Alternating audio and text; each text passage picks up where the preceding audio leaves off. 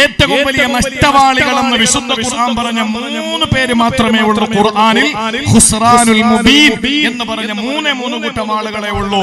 അതിൽ ഒന്ന് അല്ലാഹു പറയുന്നു, അത് ശൈത്താനെ പിൻപറ്റിയവനാണ്, പിശാചിനെ വലിയാക്കിയവനാണ്, സംരക്ഷകനാക്കിയവനാണ്. നമുക്ക് ഇതിൽ നിന്ന് ഊരണ്ടേ, നമുക്ക് ഇതിൽ നിന്ന് രക്ഷപ്പെടണ്ടേ? അല്ലെങ്കിൽ നമ്മളെ കൊണ്ടുവന്ന് ടേണിംഗ് പോയിന്റ് എത്തുമ്പോ നീ നിന്റെ വഴിക്ക് പോ, ഞാൻ എന്റെ ഇനി ഞാൻ ഒഴിവാണ്, ഇനി അഖാഫുള്ള, എനിക്ക് റബ്ബിനെ പേടിയാണെന്ന് പറഞ്ഞിട്ട് അവനങ്ങ് പോകും. നമ്മൾ നേരെ പോകുന്നത്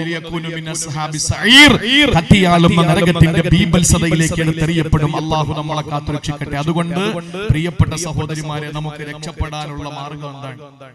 എന്താ മാർഗം? ശൈത്താനെ ഓടിക്കാൻ എന്താ മാർഗം?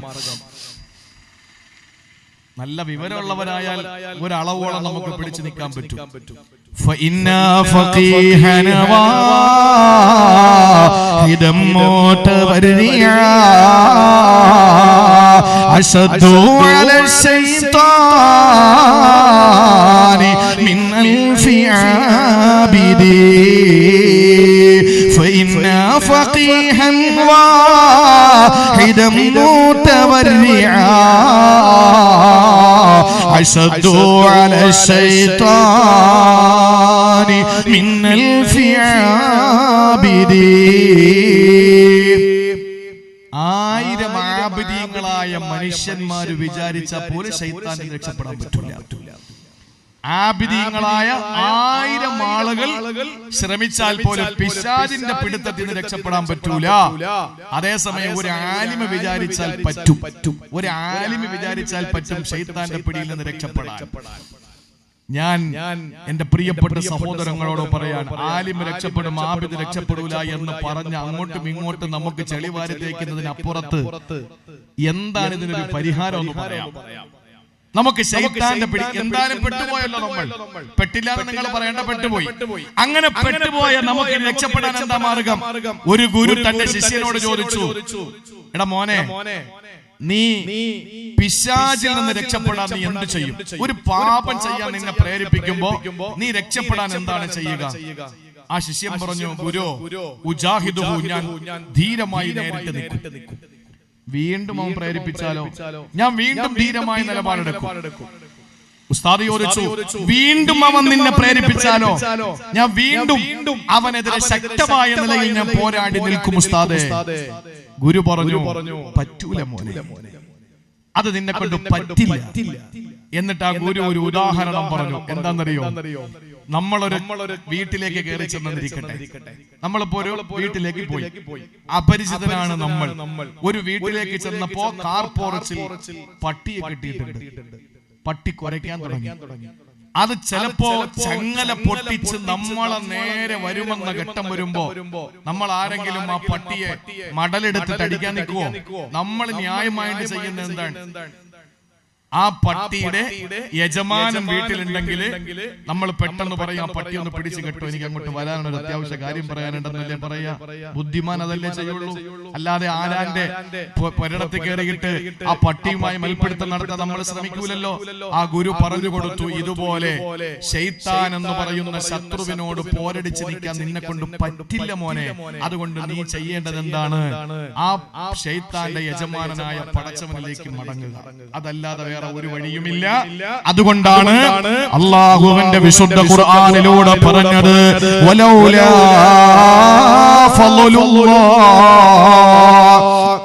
ولولا فضل الله عليكم ورحمته لاتبعتم الشيطان إلا قليلا.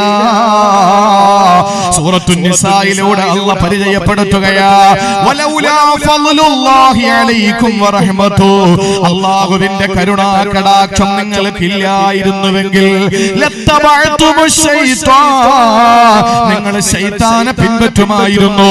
അപ്പോൾ ശൈത്താനെ പിൻപറ്റാതിരിക്കാൻ നമ്മൾ ചെയ്യേണ്ടത് എന്താണ്? ആ ശൈത്താനോട് പോരടിച്ച് നിൽക്കലല്ല, കഴിയൂല. ആ ശൈത്താൻ ശക്തനാണ് പ്രിയപ്പെട്ടവരെ, നമുക്ക് പറ്റില്ല. അതുകൊണ്ട് നമ്മൾ നമ്മൾ ചെയ്യേണ്ടത് എന്താണ്? ഒരൊറ്റ വഴിയാണ്, അല്ലാഹുവിലേക്ക് അങ്ങ് മടങ്ങുക. പടച്ചവരിലേക്ക് നമ്മളങ്ങ് മടങ്ങലല്ലാതെ വേറെ വഴിയൊന്നുമില്ല. അതുകൊണ്ട് തീരുമാനിച്ചോ, മടക്കം അല്ലാഹുവിലേക്കാ. അതുകൊണ്ടാണ് ആദരവായ പ്രവാചകൻ സല്ലല്ലാഹു അലൈഹി വസല്ലമ തങ്ങൾ നമ്മെ പഠിപ്പിച്ചത്, കോട്ടുവാവിടുന്ന സമയത്ത് പോലും നീ പറയേണ്ടത് എന്താണ്? അഊദു ബില്ലാഹി മിനശ് ശൈത്വാനിർ റജീം. അവനോട്, അല്ലാഹുവിനോട് പിശാചിൽ നിന്ന് കാവൽ തേടല. അതുകൊണ്ട് ഏത് കാര്യം തുടങ്ങുമ്പോൾ നമ്മൾ പറയേണ്ടത് എങ്ങനെയാ? അതുകൊണ്ടാണ് ബാത്റൂമിലേക്ക് കയറുമ്പോൾ നമ്മൾ പറയുന്നത് എന്താണ്? ആ വിഷയം വരുന്നുണ്ട്. തന്റെ ഭാര്യയെ സമീപിക്കും പറയുന്നത് എന്താ? അല്ലാഹുമ്മ ജന്നിബിന ശൈത്താന വജന്നിബി ശൈത്താന ഫീമാ റസഖ്തനാ. അല്ലാഹുവേ, ശാരീരിക ബന്ധത്തിൽ ഞങ്ങൾ ഏർപ്പെടുകയാണ്. ഈ ബന്ധത്തിൽ പിശാചിനെ അകറ്റി നിർത്തണേ അല്ലാ. അതുപോലെ ഇതിലുണ്ടാകുന്ന കുഞ്ഞിൽ നിന്ന് നീ പിശാചിനെ അകറ്റി നിർത്തണേ അല്ലാ. ഇത് ദുആ ചെയ്യൽ നിർബന്ധമാണ്. എന്തുകൊണ്ട്? അതിലുണ്ടാകുന്ന കുഞ്ഞ് സാലിഹാകണമെങ്കിൽ അതേ വഴിയുള്ളൂ. അതല്ലാതെ പ്രസവിച്ചതിന് ശേഷം ഏത് നൂലോര് കെട്ടിയിട്ട് കാര്യമില്ല. അതിനു മുമ്പ് വാപ്പ ഉമ്മ തീരുമാനിക്കുന്ന സമയത്ത്, ആ ശാരീരിക ബന്ധപ്പെടുന്ന സമയത്ത് നീ നിന്റെ ഭാര്യയും ദുആ ചെയ്യണം. അല്ലാഹുമ്മ ജന്നിബിന ശൈത്താൻ. പടച്ചവരെ, ഞങ്ങളെ ഈ ബന്ധപ്പെടലിൽ നിന്ന് ശൈത്താനെ അകറ്റി നിർത്തണേ അല്ലാ. വജന്നിബി ശൈത്താന ഫീമാ റസഖ്തനാ. ഈ ശാരീരിക ബന്ധത്തിൽ നീ ഞങ്ങൾക്ക് തരുന്ന സമ്മാനത്തിൽ ഞങ്ങളുടെ പൊന്നോമനകളിലെ ശൈത്താനെ കടന്നു വരല്ലേ അല്ലാ. ഇതെത്ര പിതാക്കന്മാര് മാതാക്കള് ചൊല്ലിയിട്ടുണ്ട്, എത്ര ഭാര്യ ഭർത്താക്കന്മാര് ചൊല്ലിയിട്ടുണ്ട്. ഇത് ചൊല്ലിയാലാണ് പിശാചവന്റെ ജീവിതത്തിൽ നിന്ന് മാറി നിൽക്കുക. അല്ലാതെ ആ സമയത്ത് പിശാചിനെ ഓട്ടിക്കാൻ നടന്ന കാര്യങ്ങൾ നടക്കൂല. അത് കാണാനും പറ്റൂല. കാരണം അവന് ശത്രുശക്തനാണ്. ശത്രുശക്തനാണ്. യുദ്ധത്തില് ശക്തിയല്ല, ബുദ്ധിക്കാണ് അവിടത്തെ വില. അതുകൊണ്ട് നമ്മൾ ബുദ്ധിപരമായി ഇടപെടണം. അല്ലാഹുവിനോട് കാവല് തേടണം. വീട്ടിൽ ശൈത്താൻ വന്നിട്ടുണ്ടോ? കാവല് തേടലല്ലാതെ വേറെ വഴിയില്ല. 5 സ്ഥലങ്ങളിൽ ശൈത്താൻ, വീട്ടിൽ 5 സ്ഥലങ്ങളിൽ ശൈത്താൻ ഉണ്ടെന്നാണ്. ഒന്ന് ഓർത്ത് വെച്ചോളി. വീട്ടിൽ പോയിട്ട് നോക്കിക്കോ. 5 സ്ഥലങ്ങളിൽ വീട്ടിൽ ശൈത്താൻ ഉണ്ടാകുമെന്നാണ്. ഒന്ന്, അൽ ഫിറാശുല്ലദീ ലാ യനാമു അലൈഹി അഹദുൻ. ആരും കിടക്കാതെ നിവർത്തിയിട്ടിരിക്കുന്ന ബെഡിൽ. മനസ്സിലായോ? രാവിലെ എണീറ്റ് എന്താ ചെയ്യേണ്ടത്? ബെഡ്ഷീറ്റ് മടക്കി വെക്കണം. ബെഡ്ഷീറ്റ്, കിടക്കുന്ന ബെഡ്ഷീറ്റ് മടക്കി വെക്കണം. മെത്ത പിടിച്ച് മടക്കിയിട്ട് പ്ലാസ്റ്റിക് കവറിനകത്താക്കാൻ പറ്റൂല. നമ്മൾ മെത്തയുടെ മുകളിൽ ഒരു വിരിപ്പ് വിരിച്ചിട്ടല്ലേ കിടക്കുക. രാവിലെ എണീറ്റിട്ട് ആ ബെഡ്ഷീറ്റ് നമ്മൾ മടക്കി വെക്കണം. എന്തുകൊണ്ട്? നമ്മൾ അവിടെ അത് ഉപേക്ഷിച്ചു പോയാൽ അതിൽ പിശാച് കിടന്നുറങ്ങുമെന്നാണ് ആദരവായ പ്രവാചകൻ നബി മുഹമ്മദ് മുസ്തഫ സല്ലല്ലാഹു അലൈഹി വസല്ലമ തങ്ങൾ പറഞ്ഞത്. അതുകൊണ്ടാണ് റസൂൽ തങ്ങൾ പറഞ്ഞത്, ഫിറാശുൽ റജുലി, ഒരു വിരിപ്പ് അവിടുത്തെ വീട്ടുടമയ്ക്ക്, ഒന്നവന്റെ ഭാര്യയ്ക്ക്, ഒന്ന് അതിഥികൾ വരുമ്പോൾ അവർക്ക്, നാലാമത്തേത് ശൈത്താനുള്ളതാണ് എന്ന് പറഞ്ഞാൽ മനസ്സിലായോ? വീട്ടിൽ എത്ര റൂമുള്ളത്? ഓ അൽഹംദുലില്ലാ, 7-8 റൂമുണ്ട് ഉസ്താദേ. വലിയ സന്തോഷം, അല്ലാഹു തന്നതല്ലേ. ആരൊക്കെയുണ്ട് വീട്ടില്? ഞാനും ഭാര്യയും, വേറെ ആരുമില്ല. മക്കളൊക്കെ കെട്ടിപ്പോയി, ചിലരെ കെട്ടിച്ചു വിട്ട് അവരൊക്കെ അവരുടെ വഴിക്കായി. ഞാനും ഭാര്യയും 7-8 റൂമുണ്ട് അൽഹംദുലില്ലാ. എവിടെയോളം നമുക്ക് കിടക്കാം. നീയും നിന്റെ ഭാര്യയും കിടക്കുന്ന റൂം, അല്ലെങ്കിൽ നീയും നിന്റെ കുടുംബം മക്കൾ കിടക്കുന്ന റൂം, അത് കഴിഞ്ഞിട്ട് നിനക്കൊരു അതിഥി വന്നാൽ ആ അതിഥി കിടക്കുന്ന റൂം, അത് കഴിഞ്ഞ് ബാക്കി സ്ഥലങ്ങളിലൊക്കെ പിശാച് കിടക്കുക. അല്ലാഹു കാത്തുരക്ഷിക്കട്ടെ. അതുകൊണ്ട് നമ്മൾ എത്ര റൂമുകൾ പൊക്കുക എന്നുള്ളതിനപ്പുറത്ത് നമുക്ക് കഴിയുന്നത് എന്താണ്? ഉള്ള വിരിപ്പുകൾ മടക്കി വെച്ചിട്ട് നമ്മൾ സൂക്ഷിക്കണം. ശൈത്താൻ നമ്മുടെ വീട്ടിലുണ്ടാകുന്ന ഒന്നാമത്തെ സ്ഥലം അതാണ്. ഇനി രണ്ടാമത്തത് എവിടാന്നറിയോ? അസിയാബുൽ മുഅല്ലഖത്തു ഫിത്രത്തി തവീലത്തിൻ ദൂന ലുബ്സിഹാ. ധരിക്കാതെ മാറ്റിയിട്ടിരിക്കുന്ന വസ്ത്രമൊക്കെ അടുക്കി മടക്കി വെക്കണം. അത് പഠിക്കണം. ചെന്നുടനെ ഊരി അങ്ങോട്ടെറിയും, ഒരെണ്ണം ഒന്ന് ഊരി ഇങ്ങോട്ടെറിയും, പിന്നെ ഒരെണ്ണം ഊരി അങ്ങോട്ടെറിയും. അതങ്ങനെ തന്നെ കിടക്കും. നാളെ നേരം വെളുക്കാൻ വേറെ എടുത്തിട്ടുണ്ട് പോകുന്നത്.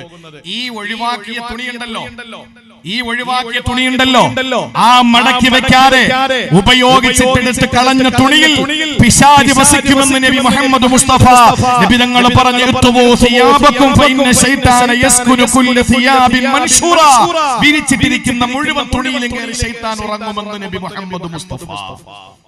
ഒന്ന്, രാത്രി കിടന്നിട്ട് വിരിപ്പ് മടക്കി വെക്കാത്ത വിരിപ്പ്. രണ്ടാമത്തേത്, ആവശ്യമില്ലാതെ വലിച്ചെറിഞ്ഞ് നമ്മൾ ഉപേക്ഷിച്ച് വീടുകളിൽ കെട്ടിരിക്കുന്ന തുണിത്തരങ്ങൾ. ഇനി മൂന്നാമത്തേത് എന്നറിയോ? ബാത്റൂമിൽ കയറിയ പുറത്തേക്ക് ഇറങ്ങി നന്നായിട്ട് ആ ബാത്റൂമിന്റെ ഡോർ ക്ലോസ് ചെയ്യണം, നന്നായിട്ട് അടയ്ക്കണം. ഇന്നെന്താ വീട്ടിലെ പണ്ടൊക്കെ എന്താ പറയാ, ഈ ബാത്റൂമിൽ പോകുന്നതിന് എന്താ പറയാ? വെളിക്കിരിക്കുന്നല്ലേ? അതൊരു വലിയ തെറ്റായിട്ട് തോന്നുന്നു. അപ്പൊ ആരും പോവാതെ വന്നതാ, അതൊന്നും വലിയ തെറ്റൊന്നുമല്ല. വെളിക്കിരിക്കുക എന്നാ പറയുന്നത്. എന്നതിന്റെ അർത്ഥം എന്താ? എടാ, അത് പാരമ്പര്യമാണ്. ആയിഷ ബീവിയുടെ മാല നഷ്ടപ്പെട്ടത് എന്തുകൊണ്ടാണ്? ആയിഷ ബീവി വെളിക്കിരിക്കാൻ പോയപ്പോഴാണ്, തിരിച്ചു വന്നപ്പോ മാലയില്ല. അത് നോക്കിപ്പോയി. അപ്പോഴാണ് യാത്രാ സംഘം കടന്നുപോയത്. ആയിഷ ബീവി ഉണ്ടാകുമെന്ന് അറിഞ്ഞിട്ട്. അപ്പോഴാണ് മാലയുടെ പ്രശ്നം ഉണ്ടായത്. അങ്ങനെയാണ് സൂറത്ത് നൂർ ഇറങ്ങുന്നത്. ആയിഷ ബീവി റളിയല്ലാഹു അൻഹ, അതുപോലെ തന്നെ ഹഫ്സ ബീവി റളിയല്ലാഹു അൻഹ അടക്കമുള്ള നബിതങ്ങളുടെ പ്രിയപ്പെട്ട ഭാര്യമാര് ബാത്റൂമിൽ വെളിക്കിരിക്കാൻ പോയിട്ട് ഇത് ഏതെങ്കിലുമൊക്കെ എംബോക്കികൾ എടുത്തു വെച്ചിട്ട് നാളുകളിൽ സോഷ്യൽ മീഡിയയിൽ കുറെ എണ്ണുണ്ടല്ലോ, ഇവനെല്ലാം ഇതെടുത്തു വെച്ചിട്ട് ഇങ്ങനെ അലക്കി അലക്കി അലക്കി അലക്കി നിങ്ങൾ എന്താ ചെയ്യുക? വേറെ ഒരു ജോലിക്കും പണിക്കും പോകാതെ നല്ല തണ്ടിയും തടിയൊക്കെ ഉണ്ടല്ലോ, അധ്വാനിച്ചിട്ട് 10 വിരൽ അരങ്ങിയിട്ട് 5 വിരൽ വായിൽ പോകാനും മക്കൾക്ക് സാപ്പാട് കൊടുക്കാനും കഴിവുണ്ടായിട്ടും ഇസ്ലാമിന്റെ ആശയങ്ങളെയും ആദർശങ്ങളെയും കൊന്നനം കുത്തിയിട്ട് സോഷ്യൽ മീഡിയയിലെ തമ്പുരാക്കന്മാര് വാണരുളുന്ന ഈ വൃത്തികെട്ട കാലത്ത് ഇതൊന്നും നമുക്കൊരു പ്രശ്നമായിട്ട് നമ്മൾ കാണുന്നില്ല. ചരിത്രം അങ്ങനെയാണ്. ആ കാലഘട്ടത്തില് സഹാബ പ്രിയപ്പെട്ട ഭാര്യമാർ ഉമ്മഹാത്തുൽ മുഅ്മിനീങ്ങൾ ബാത്റൂമിൽ പോയിട്ട് അഥവാ വെളിക്കിരിക്കാൻ പോയിട്ട് തിരിച്ചു വരുന്ന സന്ദർഭത്തിൽ ആളുകളെ തിരിച്ചറിയുന്ന ഒരു സാഹചര്യം വന്നപ്പോഴാണ് ഉമർ തങ്ങൾ ചെന്നിട്ട് നബി തങ്ങളോട് പറഞ്ഞത്, നബിയെ സ്വല്ലല്ലാഹു അലൈഹി വസല്ലം, നിങ്ങൾ എത്രയും പെട്ടെന്ന് അല്ലാഹുവിനോട് പറയണം ഹിജാബിന്റെ ആയത്ത് ഇറക്കാൻ. ഉമർ തങ്ങളുടെ ആവശ്യപ്രകാരം 10ഓളം വരുന്ന ആയത്തുകൾ ഇറക്കിയതിൽ ഒരു ആയത്ത്, നബിയെ നിങ്ങളുടെ ഭാര്യമാരോട് പെൺമക്കളോടും പറയണം യുദ്നീന അലൈഹിന്ന മിൻ ജലാബിബിഹിന്ന, ജിൽബാബിനെ പറ്റിയിട്ടുള്ള ആയത്തുകൾ, മൂട് പടമണിയണമെന്ന ആയത്തുകൾ, ഹിജാബ് ധരിക്കണമെന്ന ആയത്തുകൾ, ബുർഖ ധരിക്കണമെന്ന ആയത്ത് ഇറങ്ങിയത് വെളിക്കിരിക്കാൻ പോയതുമായി ബന്ധപ്പെട്ട വിഷയത്തിലാണ്. പണ്ടുള്ള ആളുകൾ അതുകൊണ്ട് വീട്ടിനകത്ത് ബറക്കത്തുണ്ടായിരുന്നു. ഇതിപ്പോ നേരെ കയറി വരുമ്പോ ഹാളിൽ 2 റൂമിനകത്ത് 1, അടുക്കളയിൽ നിൽക്കുമ്പോ പെട്ടെന്നെങ്ങാനും പോകണം തോന്നിയാലോ ഹാളിരുന്നാലോ അതുകൊണ്ട് അടുക്കളക്കകത്ത് 1, ഇനി സ്റ്റോറിൽ നിൽക്കുമ്പോ അരി അളന്നോണ്ടിരിക്കുമ്പോ പോകണം തോന്നിയാലോ അതിന് 1, വീടിന്റെ 4 ചുവരിന്റെ ഇടയിൽ 10-20 ബാത്റൂം. അപ്പൊ നമ്മൾ കിടക്കുന്ന റൂമിനേക്കാൾ പിശാചിന്റെ വീട് കെട്ടിക്കൊടുത്തു. ഇത് പിശാചിന്റെ വീടാ. അതുകൊണ്ടാണ് ബാത്റൂമിൽ പടച്ചവനെ, ഇത് ശൈത്താന്റെ വീട്ടിലേക്ക് ഞാൻ കയറുന്നത്. ഇബ്രാഹിം റളിയല്ലാഹു അൻഹു നടന്നു പോകുമ്പോ ടോയ്ലറ്റിൽ പോകണമെന്ന് ആഗ്രഹം വന്നപ്പോ വഴിയരികിൽ പൊതു ബാത്റൂം ഉണ്ട്. അതിനകത്തോട്ട് കയറാൻ വേണ്ടി മൂപ്പരം കൊണ്ട് ചെല്ലുമ്പോ അതിന്റെ മുന്നിൽ കസേരയിട്ട് ഒരാൾ ഇരിപ്പുണ്ട്. പൈസ തന്നിട്ട് കയറിയാൽ മതി എന്ന് പറഞ്ഞു. നമ്മൾ കണ്ടിട്ടില്ലേ റെയിൽവേ സ്റ്റേഷനിലും ബസ് സ്റ്റാൻഡിലും ഒക്കെ പൈസ തന്നിട്ട് കയറാൻ പറഞ്ഞു. മൂപ്പർ ഒരൊറ്റ കരച്ചിലാ. അയാൾക്ക് മനസ്സിലായി. അയാൾ പറഞ്ഞു കേറിക്കോ, കരയൊന്നും വേണ്ട, പൈസ ഇല്ലെങ്കിൽ പിന്നെ തന്നാ മതി, കാര്യം നടക്കട്ടെ. മഹാനായ ഇബ്രാഹിം അദ്ദേഹം റളിയല്ലാഹു അൻഹു പറഞ്ഞു, എടാ പൈസ ഇല്ലാത്തത് കൊണ്ടല്ല, എനിക്ക് അത്രയും അത്യാവശ്യമുള്ളത് കൊണ്ടല്ല, ഞാൻ ചിന്തിച്ചത് ഇത് ശൈത്താന്റെ വീടാണ്. ശൈത്താന്റെ വീട്ടിൽ കയറുന്നതിന് പൈസ കൊടുക്കണമെങ്കിൽ അല്ലാഹുവിന്റെ റഹ്മത്തിന്റെ മാലാഖമാരുടെ വീടാകുന്ന സ്വർഗ്ഗലോകത്ത് കയറുന്നതിന് എത്ര കോടി കൊടുത്താൽ മതിയാകും? ഞാൻ അതിനെപ്പറ്റി ചിന്തിച്ചിട്ട് കരഞ്ഞു പോയതാ എന്ന് മഹാനായ ഇബ്രാഹിം അദ്ദേഹം ഖുറാസാൻ റളിയല്ലാഹു അൻഹുവിന്റെ പറച്ചിൽ കേട്ടു നോക്കൂ സഹോദരങ്ങളെ, ചിന്തിച്ചു നോക്കിന്. ശൈത്താന്റെ വീടാണ് ബാത്റൂമുകൾ. ഇന്ന് വീട്ടിനകത്ത് ബാത്റൂം കൂടിയപ്പോ എന്താ സംഭവിക്കുക? വീട്ടിന്റെ ഉള്ള ബറക്കത്തും പോയി. അൽ ഹമാം, ശൈത്താൻ വീട്ടിലുള്ള സ്ഥലങ്ങളിൽ മൂന്നാമത്തേത് അൽ ഹമാം എന്ന് പറഞ്ഞാൽ ബാത്റൂമുകളാണ്, ടോയ്ലറ്റുകളാണ്. അതുകൊണ്ട് തന്നെ നമ്മൾ അതിനകത്ത് കയറുമ്പോ പറഞ്ഞുകൊണ്ടേ കയറാവൂ പടച്ചവനെ. എന്നിട്ട് നമ്മൾ പുറത്തേക്ക് ഇറങ്ങിയിട്ട് എന്താ പറയുന്നത്? നമ്മൾ ആരും ബാത്റൂമിൽ കയറുന്നത് കള്ളുടിക്കാനല്ലല്ലോ, ബാത്റൂമിൽ കയറുന്നത് വ്യഭിചരിക്കാനല്ലല്ലോ, ബാത്റൂമിൽ കയറുന്നത് തെറ്റുകൾ ചെയ്യാനല്ലല്ലോ. നമ്മൾ പുറത്തിറങ്ങിയിട്ട് എന്താ പറയുന്നത്? ഉഫ്രാനക അൽഹംദുലില്ലാ, ഉഫ്രാനക, നിന്നോട് ഞാൻ പൊറുക്കലിനെ തേടുക തമ്പുരാനെ എന്ന് പറഞ്ഞതിന്റെ അർത്ഥം എന്താ? അതിനകത്ത് നമ്മൾ വേറെ ചീട്ട് കളിക്കാൻ കയറിയാണോ? അല്ലല്ലോ. നമ്മളതിനകത്ത് കയറിയ എന്തിനാണ്? ശൈത്താന്റെ വീടാ. കയറിയപ്പോ എന്തെങ്കിലും ചിന്തകളൊക്കെ വന്നിട്ടുണ്ടെങ്കിൽ നിന്നോട് ഞാൻ പൊറുക്കലിനെ തേടുകയാ. അല്ലതി അദ്ഹബ അന്നി അല്ലാതെ വഅഫാനി, എന്റെ വയറിന്റെ അസ്വസ്ഥതയും ബുദ്ധിമുട്ടും മാറ്റി തന്ന റബ്ബേ നിനക്ക് സർവസ്തുതി. ഇതാണ് നമ്മൾ പഠിക്കേണ്ടത്. മൂന്നാമത് വീട്ടിൽ ശൈത്താനുള്ള സ്ഥലം ബാത്റൂമാണ്. ഇനി നാലാമത്തേത് എവിടെയെന്നറിയോ? അല്ലാഹുവിന്റെ റസൂല് പറയുകയാണ്, ലാ തദ്ഖുലുൽ മലായികതു ബൈതൻ ഫീഹി കൽബുൻ വലാ തമാസീൽ. രൂപങ്ങളും പട്ടിയുമുള്ള വീട്ടിൽ അല്ലാഹുവിന്റെ റഹ്മത്തിന്റെ മലക്ക് വരൂല. രൂപങ്ങളും എന്ന് പറഞ്ഞാൽ ഏത് രൂപമാണ് എന്റെ പ്രിയപ്പെട്ട സഹോദരങ്ങളെ?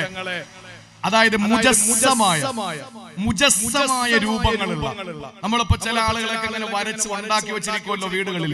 മുജസ്സം, ജിസ്മുള്ള മഹാരഥന്മാരായ സൂഫിയാക്കളായ പണ്ഡിതന്മാര് ഇതിനെയും എതിർത്തിട്ടുണ്ട്. ഏത്? പ്രാവ് തൂറാൻ വേണ്ടി നമ്മളൊക്കെ ഫോട്ടോ കൊണ്ട് വയ്ക്കൂലേ അവളോടൊക്കെ, അതിനെയും എതിർത്തിട്ടുണ്ട്. സൂഫിയാക്കളായ പണ്ഡിതന്മാർ, സൂക്ഷ്മതയുടെ പണ്ഡിതന്മാർ. മുജസ്സമായ ഫോട്ടോ എന്ന് പറഞ്ഞാൽ ജിസ്മുള്ള എന്ന് പറഞ്ഞാൽ തൊട്ട് നോക്കിയാൽ മനുഷ്യനെ കണക്കിരിക്കും. ഒരു ബിംബം മാതിരി ഉണ്ടാക്കി വെച്ചിരിക്കുന്ന വീട്ടില് ഭർത്താവ് ഗൾഫിൽ പോയി, അങ്ങനെ ആരോ ഒരാള് ഭർത്താവിനെ ഉണ്ടാക്കി കൊടുത്തെന്ന് രാവിലെ കാണാൻ വേണ്ടിയിട്ട് വീട്ടിന്റെ മുമ്പിൽ ഇങ്ങനെ വെച്ചിട്ടുണ്ട്. എന്നാൽ ആ വീട്ടിൽ റഹ്മത്തിന്റെ മലക്ക് വരൂല. രൂപങ്ങളുള്ള വീട്ടിൽ റഹ്മത്തിന്റെ മലക്ക് വരൂല. ഇനി അഞ്ചാമതൊരു കാര്യം കൂടി വീട്ടിൽ ബറക്ക റഹ്മത്തിന്റെ മലക്ക്, അഞ്ചാമതൊരു സ്ഥലത്ത് കൂടി ശൈത്താൻ വരുന്നുണ്ട്. അതെവിടെയെന്നറിയോ? മകാനു ഇശ്ആലിന്നാ. അത് പെങ്ങന്മാര് അടിവരയിട്ട് കേൾക്കണേ, തീ കത്തിക്കുന്ന സ്ഥലങ്ങളിൽ പിശാചുണ്ടെന്നാണ്. കാരണം ശൈത്താനെ സൃഷ്ടിച്ചത് എന്തുകൊണ്ടാണ്? തീ കൊണ്ടാണ്. അവന് തീ വല്ലാത്ത ഇഷ്ടമാണ്. അതുകൊണ്ട് തന്നെ തീ കെടുത്തുന്ന, തീ ഉണ്ടാക്കുന്ന സ്ഥലത്തൊക്കെ പിശാച് വരും. അതുകൊണ്ട് നിങ്ങൾ ആ സമയത്തൊക്കെ അടുപ്പിന് തീ കത്തിക്കുമ്പോൾ ബിസ്മില്ലാഹിർ റഹ്മാനിർ റഹീം ഇത് പറയാതെ സ്റ്റൗ കത്തിക്കല്ലേ. അത് എന്താണെങ്കിലും നിങ്ങളൊരു തീ കത്തിക്കുമ്പോൾ, ഒരു തീപ്പട്ടി വരയ്ക്കുമ്പോൾ, ഒരു ലൈറ്റർ കത്തിക്കുമ്പോൾ ബിസ്മി ചൊല്ലിയിട്ട് വേണം അത് ചെയ്യാൻ. എന്തുകൊണ്ടെന്നറിയോ? ആ സ്ഥലത്ത് ശൈത്താൻ ഹാജരാകുമെന്നാണ്. കാരണം ശൈത്താനെ സൃഷ്ടിച്ചിട്ടുള്ളത് തീ കൊണ്ടാണ്. ആ തീ അവന് വല്ലാത്ത ഇഷ്ടമാണ്.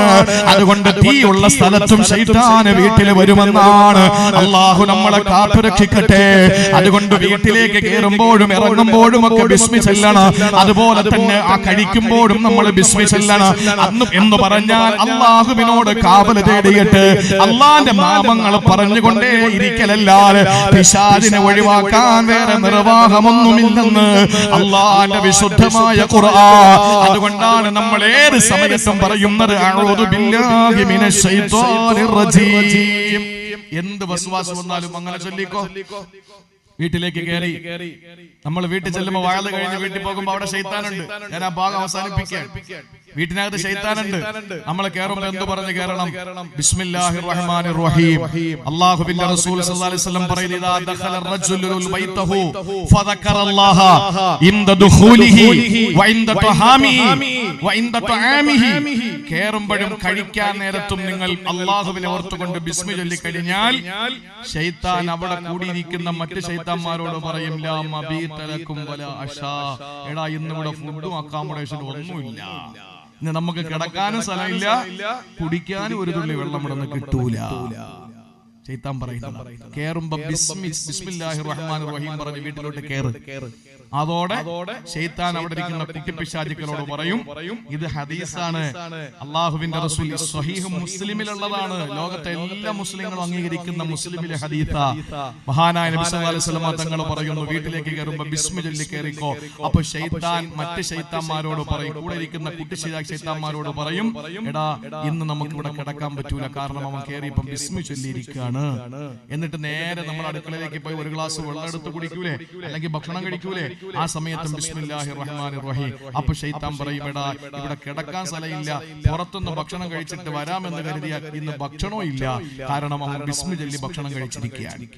നമുക്ക് കിടക്കാൻ സൗകര്യമില്ല, കഴിക്കാൻ ഭക്ഷണവും ഇല്ല. ഇനി ഏതെങ്കിലും ഒന്ന് വിട്ടുപോയെന്നിരിക്കട്ടെ, ഏത് ബിസ്മി ചൊല്ലി കേറി, പക്ഷെ കഴിക്കാൻ നേരത്തെ അതൊന്നും ഓർത്തില്ല, കാരണം ആക്രാന്തം കൊണ്ട് പെട്ടെന്നങ്ങ് തിന്നാൽ ശൈത്താൻ കുട്ടി ശൈത്താന്മാരുടെ പറയും, എടാ ഇന്ന് കിടക്കാൻ പറ്റൂല, പക്ഷെ നമുക്ക് ഫുഡ് ഇവിടെ ഉണ്ട്, ഇന്ന് കഴിക്കാൻ ഭക്ഷണം ഇവിടെ ഉണ്ട്.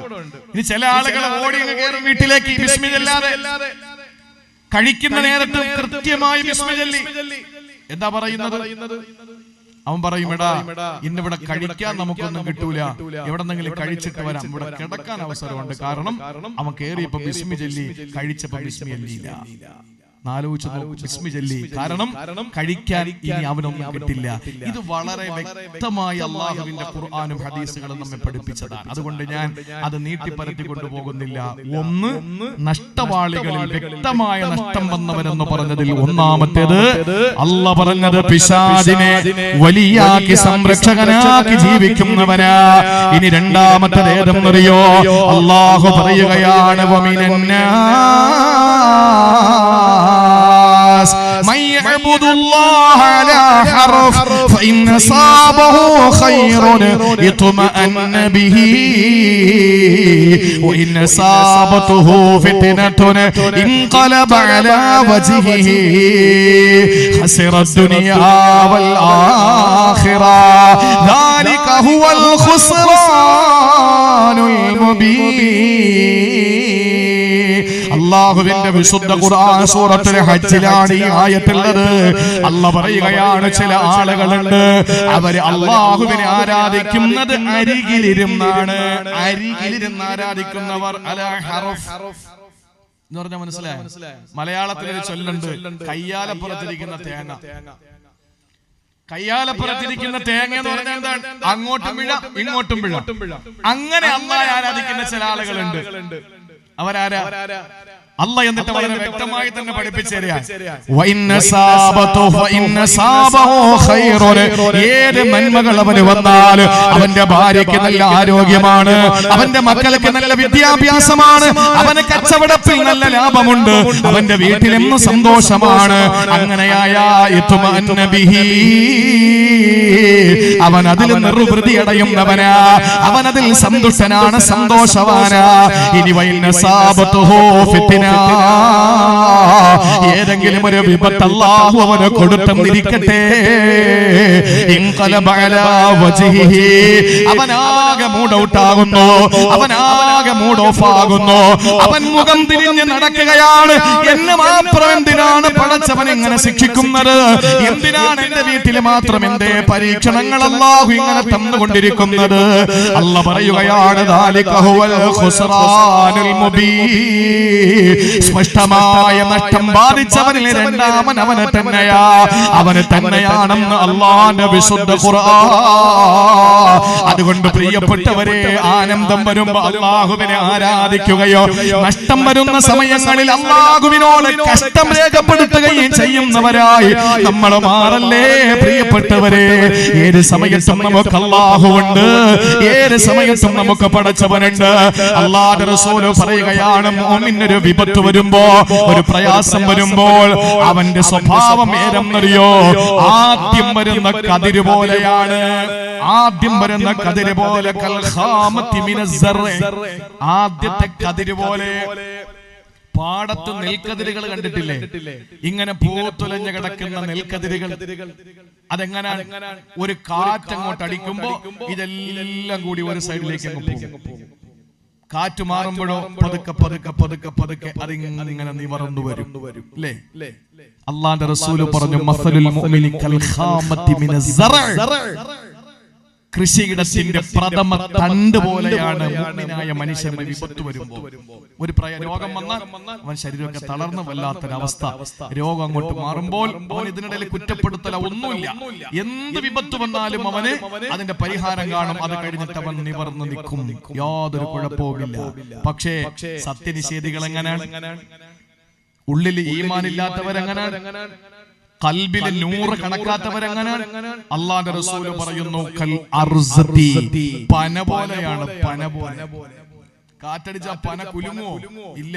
അതുകൊണ്ടാ പറയുന്ന പകയന്മാരെ പടച്ചോൻ പന പോലെ വളർത്തുന്നു. ഒരു കാറ്റടിച്ചാലും കൊടുങ്കാറ്റടിച്ചാലും ഇങ്ങനെ തന്നെ നിൽക്കും പന, അനങ്ങൂല, ചലിക്കൂല. അതേസമയം നെൽപ്പാടങ്ങളിലെ ആ നെൽക്കതിരുകൾ ഇങ്ങനെ ആടി ഒലയും. പക്ഷേ അത് കുറച്ചു നേരം കഴിയുമ്പോൾ നിവർന്ന് നിൽക്കും. പന എത്ര കൊടുങ്കാറ്റടിച്ചാലും അങ്ങനെ തന്നെ നിൽക്കും. പക്ഷേ ഒരു വലിയ കൊടുങ്കാറ്റടിച്ചു വീശി അതിന്റെ കടപുഴകി വീണുപോയാൽ പിന്നെ അത് നൂന്നു വരൂല, നിവർന്നു വരൂല. അത് അപ്പാടെ വീണ് കിടക്കുന്ന തടിക്കഷ്ണം പോലെ, ചാരി വെച്ച മരത്തടി പോലെ അതങ്ങനെ ആയി പോകും. അതാണ് ഈമാൻ ഖൽബിലില്ലാത്തവന്റെ ഉദാഹരണം. നമ്മളാരാ? വിഷമം വരും, വീണ്ടും സടകുടഞ്ഞെഴുന്നേക്കും, വീണ്ടും അല്ലാഹുവിനെ സ്തുതിക്കും. അൽഹംദുലില്ലാഹ്, ആഫിയത്തോടെ പള്ളിയിൽ രോഗം വന്നു, വീട്ടിൽ പോയി കിടന്നു, ആശുപത്രിയിൽ പോയി മരുന്ന് വെച്ചു, തിരിച്ചു വന്നു, അൽഹംദുലില്ലാഹ് അസുഖം കുറഞ്ഞു, വീണ്ടും പള്ളിയിൽ വരും.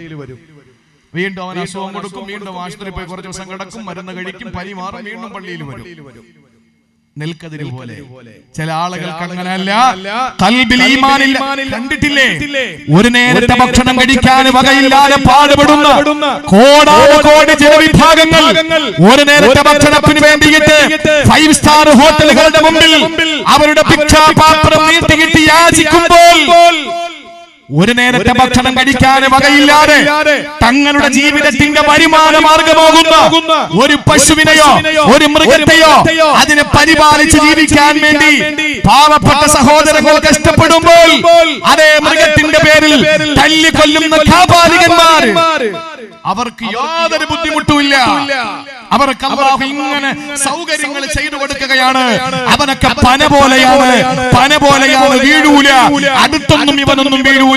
വീഴുന്നത് മുഴുവനും പാവപ്പെട്ട ആദ്യത്തെ കൃഷിപ്പാടത്തിന്റെ ആദ്യത്തെ പ്രഥമ തണ്ട് പോലെ ഈ മുസ്ലിം ഉമ്മത്താണ് തളർന്നു വീഴുന്നത്. വീണ്ടും അവർ മെച്ചപ്പെടും, വീണ്ടും വീഴും, വീണ്ടും മെച്ചപ്പെടും, വീണ്ടും വീഴും. പക്ഷേ പന പോലെ പിടിച്ചു നിൽക്കുന്ന കുഫാറുകൾ, സത്യനിഷേധികൾ, ഖൽബിൽ ഈമാനില്ലാത്തവർ, അവസാനം സംഭവിക്കാൻ പോകുന്നത് എന്തെന്നറിയോ? പന ഒരു വലിയ വീഴ്ച അങ്ങ് വീണ്ടും കടപുഴകി. ആ വീഴ്ചയിൽ പിന്നെ നിവരാൻ അവർക്ക് കഴിയില്ല. ഇത് തിരിച്ചറിയുന്ന ഒരാൾക്ക് അല്ലാഹുവിനെ അരികിലിരുന്ന് ഇബാദത്തെടുക്കേണ്ട അവസ്ഥ വരില്ല. നമ്മൾ എന്തു വേണം? ഈമാൻ ഉണ്ടെങ്കിൽ. സഹോദരിമാരെ കേട്ടോളി, നിങ്ങളെ പോലത്തെ ഒരു സഹോദരി ഉണ്ടായിരുന്നു. ആരാണ്? ഹൻസ എന്ന പേരുള്ള ഒരു സഹോദരി. ആരാണ് ഹൻസ? ഹൻസാക്ക് ഒരു സഹോദരൻ ഉണ്ടായിരുന്നു. ആ സഹോദരന്റെ പേര് സഖർ എന്നാണ്. സഖർ എന്ന സഹോദരനോടൊപ്പം കളിക്കൂട്ടുകാരിയായി ജീവിതത്തിന്റെ ബാല്യകാലങ്ങളിൽ ഓടി നടന്ന സന്തോഷത്തിന്റെ നിമിഷങ്ങൾ ആ പാവപ്പെട്ട സഖർ എന്ന് പറയുന്ന സഹോദരൻ മരണപ്പെട്ടു പോയി. ഹൻസ എന്ന പാവപ്പെട്ട പൊന്നുമോക്ക് സഹിക്കാൻ പറ്റുന്നില്ല. തന്റെ കളിക്കൂട്ടുകാരനായ തന്റെ സഹോദരന് മരണപ്പെട്ടു പോയി. ഉമ്മ രണ്ടാണെങ്കിലും വാപ്പ ഒന്നാണ്. ആ സഖറിന്റെ മരണം വല്ലാതെ വേദനിപ്പിക്കുകയാണ് ഹൻസയെ. ആ ഹൻസയ്ക്ക് പിടിച്ചു നിൽക്കാൻ പറ്റുന്നില്ല. ഹൻസ ഓരോ ദിവസവും ഭ്രാന്തിയെ പോലെ പാട്ടെഴുതാൻ തുടങ്ങി. കവിത എഴുതി തന്റെ സഹോദരന് വേണ്ടി കവിത എഴുതുകയാ. എങ്ങനെയാണ് സ്വന്തം സഹോദരൻ മരണപ്പെടുമ്പോൾ സഹിക്കുക? ആ പ്രിയപ്പെട്ട സഹോദരി വളർന്നു യുവതിയായി. ആ യുവതിയായ ഹൻസായുടെ ഖൽബിലേക്ക് ഈമാൻ കടന്നു. ആ ഹൻസ സഹാബിയത്തായി. പ്രിയപ്പെട്ട സഹോദരങ്ങളെ ചിന്തിക്കണേ, അല്ലാഹുവിന്റെ റസൂലിനെ കൊണ്ട് വിശ്വസിക്കുകയാ. ആ പ്രിയപ്പെട്ട ഹൻസ എന്ന സഹോദരിക്ക് എന്താ പിന്നീട് സംഭവിച്ചതെന്നറിയോ? ഹൻസാക്ക് 4 ആൺമക്കളെ അല്ലാഹു കൊടുത്തു. ആ 4 ആൺമക്കളെയും നല്ലപോലെ പഠിപ്പിച്ചു വലുതാക്കുകയാ. മതബോധം കൊടുത്ത് ദീനീ ബോധം കൊടുത്ത് വളർത്തിക്കൊണ്ടുവരികയാ. അവസാന ഖാദിസിയ യുദ്ധം നടക്കുന്ന സമയത്ത് ഹൻസാ ബീവി ചിന്തിക്കുകയാണ്, എനിക്ക് ദീനിന് എന്തു കൊടുക്കാൻ കഴിയും? എനിക്ക് പരിശുദ്ധ ദീനുൽ ഇസ്ലാമിന് കൊടുക്കാൻ എന്റെ കയ്യിലൊന്നുമില്ലല്ലോ. ഹൻസ ചിന്തിക്കുകയാണ്, 4 ആൺമക്കളുണ്ടല്ലോ. ആൺമക്കളെ വിളിച്ചു നിർത്തിയിട്ട് പറഞ്ഞു, പൊന്നുമക്കളെ, വാപ്പയെ ഞാൻ വഞ്ചിച്ചിട്ടില്ല, നിങ്ങളുടെ വാപ്പയെ ഞാൻ ചതിച്ചിട്ടില്ല. പൊന്നുമക്കളെ, മാഹിന്ദു അബാക്കും, നിങ്ങളുടെ വാപ്പ വാപ്പയെ ഞാൻ ചരിച്ചിട്ട് മറ്റൊരാളോടൊപ്പം കിടപ്പറ പങ്കിട്ടിട്ടില്ല. നിങ്ങൾ 4 പേരും ഒരു വാപ്പയുടെ മക്കള് തന്നെയാ. ഈ ഉമ്മ പറയട്ടെ, നിങ്ങൾ നല്ലതുപോലെ കുളിച്ചു വരുവോ? ആ കുളി എന്ന് പറയുന്നത് മയ്യത്ത് കുളിയാക്കണേ പൊന്നുമക്കളെ. മയ്യത്ത് കുളിക്കും പോലെ കുളിച്ചിട്ട് വരണേ. എന്നിട്ട് നിങ്ങൾ നല്ല നിലയിൽ അപ്പുറത്തേക്കണേ പൊന്നുമക്കളെ, സുഗന്ധം പൂഷണേ. എന്നിട്ട് നിങ്ങൾ യുദ്ധത്തിനു വേണ്ടി നിങ്ങൾ ഉടുക്കേണ്ട വസ്ത്രം രണാകണത്തിലേക്ക് ഇറങ്ങുമ്പോ ഉടുക്കേണ്ടത് കഫൻ പുടവയാ. ആ കഫൻ പുടവ ധരിച്ചുകൊണ്ടാണ് നിങ്ങളുടെ രണാകണത്തിലേക്ക് കാർസിയ യുദ്ധത്തിന് വേണ്ടി പോകേണ്ടത്. അങ്ങനെ ആ പൊന്നുമക്കൾ 4 പേരും നന്നായിട്ട് കുളിച്ചു, നല്ല നിലയിൽ വസ്ത്രം ധരിച്ചു, നന്നായിട്ട് അപ്പുറ പൂശിയിട്ട് കഫൻ പുടവ ധരിച്ചുകൊണ്ട് പൊന്നുമക്കളെ രണാകണത്തിലേക്ക് ഇറങ്ങുകയാ. ഹൻസാ ബീവി റളിയല്ലാഹു അൻഹ ദുആരക്കുന്നു, പടച്ചവനേ നിന്റെ ദീനിന് ഒരു പെണ്ണായ എനിക്ക് സമർപ്പിക്കാൻ എന്റെ ശരീരം പറ്റൂലല്ലോ. എന്റെ സമയം നിനക്ക് വേണ്ടി ഞാൻ പരമാവധി തന്നല്ലോ. എന്റെ 4 മക്കളെയും ഇതാ ഖാദിസിയ യുദ്ധത്തിന് വേണ്ടി ഞാൻ ഇറക്കി വിടുകയാ. എന്റെ പൊന്നുമക്കളെ ഒരിക്കലും നീ തിരിച്ചയക്കല്ലേ തമ്പുരാനെ. എന്റെ പൊന്നുമക്കളെ നീ രണാകണത്തിൽ നിന്ന് എന്റെ വീട്ടിലേക്ക് തിരിച്ചു കൊണ്ടുവരല്ലേ തമ്പുരാനെ. ഇത് പറഞ്ഞിട്ട് പടച്ചവന്റെ മുന്നിൽ കരങ്ങളെ നീട്ടിയ ഹൻസ ആ 4 മക്കളും രണാകണത്തിൽ ഇറങ്ങിയിട്ട് പോരാടുകയാ. അങ്ങനെ ഖാദിസിയ യുദ്ധത്തിൽ 4 മക്കളും രക്തസാക്ഷികളാവുകയാ. ഈ വിവരം തന്റെ പ്രിയപ്പെട്ട കൂട്ടുകാര് വന്ന് ഹൻസ ബീവിയോട് പറയുന്നു, ഹൻസ നിന്റെ 4 മക്കളും രക്തസാക്ഷികളായിരിക്കുകയാ. അല്ലാഹുവിനോട് ശുക്ർ രേഖപ്പെടുത്തുന്ന ഹൻസ പറയുന്നു, അൽഹംദുലില്ലാഹ് പടച്ചവനെ 4 പൊന്നുമക്കളുടെ ഉമ്മ രക്തസാക്ഷികളായ മക്കളുടെ ഉമ്മയെന്ന പദവി അത് എനിക്ക് നീ തന്നല്ലോ റബ്ബേ, അതെനിക്ക് നീ തന്നല്ലോ തമ്പുരാനെ. ഹൻസാ ബീവി റളിയല്ലാഹു തആല അൻഹ തന്റെ പൊന്നുമക്കളെ രക്തസാക്ഷികളായതിന്റെ പേരിൽ അല്ലാഹുവിനെ ശുക്ർ ചെയ്യുകയാണ്, സ്തുതിക്കുകയാ. എന്തുകൊണ്ട്? തന്റെ ബാല്യകാലത്തിലെ സഖർ എന്ന് പറയുന്ന സഹോദരൻ നഷ്ടപ്പെട്ടപ്പോൾ മരിച്ചുപോയ തന്റെ സഹോദരന്റെ പേരിൽ, പ്രേമത്തിന്റെ പേരിൽ, ഇഷ്കിന്റെ പേരിൽ, ഹബ്ബിന്റെ പേരിൽ, ഇഷ്ടത്തിന്റെ പേരിൽ, സ്നേഹത്തിന്റെ പേരിൽ കവിതകൾ എഴുതി രാത്രികാലങ്ങളിൽ ഭ്രാന്തിയെ പോലെ കഴിഞ്ഞ ആ പ്രിയപ്പെട്ട ഹൻസ എന്തുകൊണ്ടാണ് 4 പൊന്നുമക്കളെ ഇസ്ലാമിന് വേണ്ടി സമർപ്പിച്ചിട്ട് ആ മക്കളെ രക്തസാക്ഷികളാക്കാൻ വേണ്ടി ദുആ ചെയ്തതിന്റെ പേരിലാ. ബാല്യകാലത്ത് ഹൻസക്കില്ലാത്ത ഒന്ന് ഇപ്പൊ ഹൻസയുടെ കൽബിലുണ്ട്. ആ കൽബിലുള്ളത് ഏതാണ്? ലാ ഇലാഹ ഇല്ലല്ലാഹ്, അല്ലാഹു അല്ലാതെ ആരാധ്യനില്ല, അല്ലാഹു അല്ലാതെ ആരാധ്യനില്ല. തുർക്കിയിലും സിറിയയിലും എന്റെ പ്രിയപ്പെട്ടവരെ ഭൂകമ്പം ഉണ്ടായപ്പോ എത്രയോ നില കെട്ടിടപ്പിന്റെ മുകളിൽ തൂങ്ങിക്കിടക്കുന്ന പൊന്നുമോ എന്ന് വിളിച്ചു പറയുമ്പോൾ തുർക്കി സിറിയയുടെ ബോർഡറിലെ ആ വലിയ കോൺക്രീറ്റ് സൗധത്തിന്റെ മുകളിൽ കിടന്ന് തന്റെ പൊന്നുമോന്റെ ശരീരത്തിന്റെ തലയൊഴിച്ചുള്ള ബാക്കി ഭാഗങ്ങളിൽ വലിയ ഭീമാകാരമായ പാറക്കെട്ടുകൾ വന്ന് പതിച്ചപ്പോൾ, കോൺക്രീറ്റ് വസ്തുക്കൾ വന്ന് പതിച്ചപ്പോൾ അതിന്റെ അടിയിൽ പെട്ടുപോയ പൊന്നുമോനെ രക്ഷപ്പെടാൻ വേണ്ടി അബി അബി വാപ്പാ വാപ്പാ എന്ന് വിളിച്ചപ്പോൾ രക്ഷപ്പെടാൻ കഴിയില്ലെന്ന് ബോധ്യം വന്ന പ്രിയപ്പെട്ട ഉപ്പ പറഞ്ഞതെന്താണ്? മോനെ ഖുൽ ലാ ഇലാഹ ഇല്ലല്ലാഹ്, ലാ ഇലാഹ ഇല്ലല്ലാഹ്, കലിമ പറഞ്ഞിട്ട് മരിക്കണോ പൊന്നുമോനെ എന്ന് വിളിച്ചു പറഞ്ഞ പിതാവിനെ ഇന്നലെ നമ്മൾ കണ്ടില്ലേ? ഹൻസാ ബീവിയുടെ ബാല്യകാലത്ത് തന്റെ സകലന്ന സഹോദരൻ മരണപ്പെടുമ്പോൾ പ്രേമത്തിന്റെയും ഇഷ്ടത്തിന്റെയും സ്നേഹത്തിന്റെയും കൂടപ്പറപ്പ് നഷ്ടപ്പെട്ടതിന്റെയും വേദന സഹിക്കാൻ കഴിയാതെ കവിതകൾ എഴുതിയിട്ട് ദിനരാത്രങ്ങളിൽ ഭ്രാന്തികളെ പോലെ മുടിവാരിപ്പിരത്തിട്ട് നടന്ന പെങ്ങൾക്ക് തന്റെ ജീവിതത്തിന്റെ ആകെ സ്വത്തായ 4 മക്കളെയും ഖാദിസിയ യുദ്ധത്തിലേക്ക് പറഞ്ഞുവിട്ട് രക്തസാക്ഷിത്വത്തെ പുഞ്ചിരിയോടെ സ്വീകരിച്ചു വരാൻ ആ പൊന്നുമക്കളെ പ്രേരിപ്പിച്ച ഹൻസാക്കുണ്ടായത് എന്തെന്നറിയോ? ഖൽബിന്റെ ഉള്ളിൽ അല്ലാഹു ഏകനാണെന്ന വിശ്വാസമാ. ഹൃദയത്തിന്റെ ഉള്ളറകളിൽ അല്ലാഹുവിനോടുള്ള വിശ്വാസത്തിന്റെ ആ ഒരു വലിയ മാറ്റാണ് പ്രിയപ്പെട്ടവരെ. അതുകൊണ്ട് ചിന്തിച്ചോ, ഒരു വിശ്വാസി അരികിൽ നിന്ന് അല്ലാഹുവിനെ ഇബാദത്ത് എടുക്കേണ്ടവനല്ല.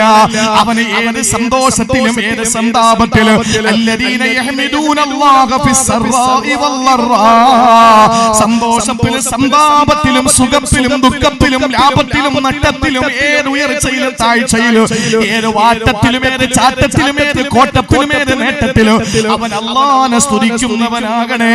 അവൻ അവന്റെ സുസ്ഥിതിയിലും ദുസ്ഥിതിയിലും അവൻ അല്ലാഹുവിനെ സ്തുതിക്കണേ. അങ്ങനെയാണ് ഇബാദത്ത് എടുക്കേണ്ടത്. അല്ലാതെ സന്തോഷം വരുമ്പോ റബ്ബിനെ താണ വണങ്ങുന്നവന്, ദുഃഖം വരുമ്പോ ഇട്ടെറിഞ്ഞ് പോകുന്നവന് ദാലിക ഹുവൽ ഖുസ്റാനുൽ മുബീൻ, അവൻ സ്പഷ്ടമായ നഷ്ടവാളിയാണെന്ന് വിശുദ്ധ ഖുർആൻ.